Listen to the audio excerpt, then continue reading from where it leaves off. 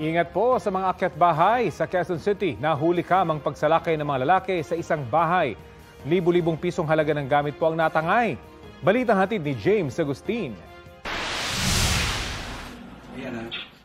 Nakuha na ng CCTV ang pagdating ng motorcycle rider na ito sa harapan ng isang residential compound sa Barangay Bagong Pag-asa, Quezon City, bandang alas 5 ng umaga kahapon.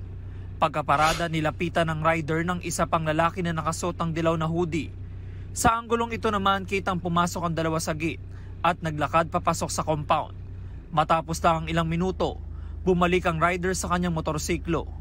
Nilooban na pala nila ang isa sa mga paupahang bahay sa compound. Ayon sa pulisya, biglang nagising ang nakatira sa bahay at inabutan pa ang mga papatakas sa magnanakaw. Na-discover niya na tanggal na, sira na yung doorknob, yung lock. At kagad siyang umakyat sa taas dahil sa pag-iisip nga niya na maaaring napasok sila. Pagdating niya po doon sa second floor ay napansin niya na yung mga gamit niya, nakakalat niya. At naabutan niya yung suspect. Pero daglig-daglig bumaba at naitulak po yung ating biktima at nakalabas nga itong mga nasabing suspect.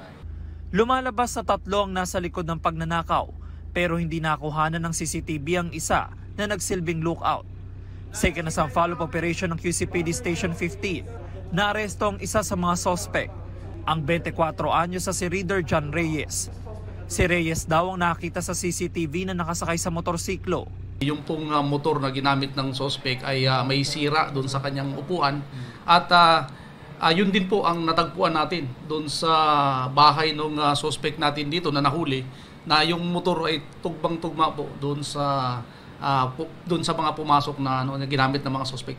Nabawi sa kanya mga ninakaw na sapatos, mamahaling relo, bag, headphones at mayroon pa mga dumbbell.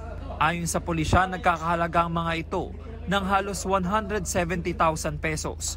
Hindi na na-recover ang isa pang relo na nagkakahalaga naman daw ng 100,000 pesos. Nagawa ko lang po yun dahil kailangan ko lang po eh. Kailangan ko lang po talaga ng malaking pera. Wala po kasi ako mahingi ng pera. Para saan po yung pera? Sa pangangailangan ko po sa araw-araw. Maharap si Reyes sa reklamong robbery. Hinahanap pa ng pulisya ang dalawa niyang kasabwat. James Agustin, nagbabalita para sa GMA Integrated News.